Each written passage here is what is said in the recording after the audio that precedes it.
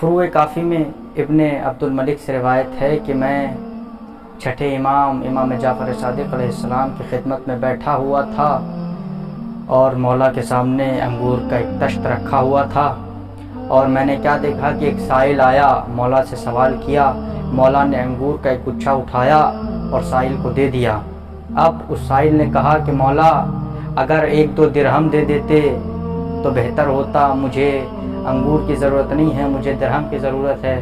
تو مولا نے انگور کا گچھا اٹھایا اور تشت میں رکھ دیا، اور اس نے کہا کہ اور اس سے امام جعفر صادق علیہ السلام نے کہا کہ تم نے جو کچھ کہا اللہ نے سب سن لیا۔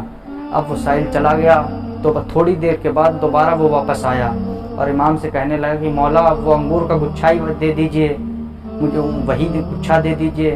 تو مولا نے اسے کچھ نہ دیا اور یہ کہا کہ جو اب تو نے کہا ہے یہ بھی اللہ نے سن لیا۔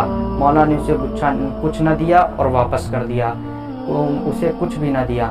اب تھوڑی دیر کے بعد ایک دوسرا سائل آیا، اس نے سوال کیا، مولا نے چند انگور اٹھائے اور اس سائل کو دے دیے۔ وہ سائل اس نے کہا الحمدللہ رزقنی، اس نے شکر خدا کیا اور جانے لگا۔ مولا نے اسے واپس بلایا اور اسے دونوں ہاتھوں میں مٹھی میں بھر کے اسے انگور دیے۔ اس نے پھر کہا الحمدللہ رب العالمین، پھر جانے لگا۔ مولا نے پھر روکا، پھر مولا نے پورا تشت اٹھا کر دے دیا۔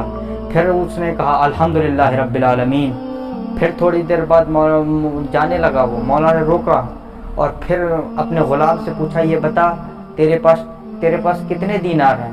تو غلام نے کہا مولا میرے پاس 20 درہم ہے، 20 درہم ہے مولا میرے پاس۔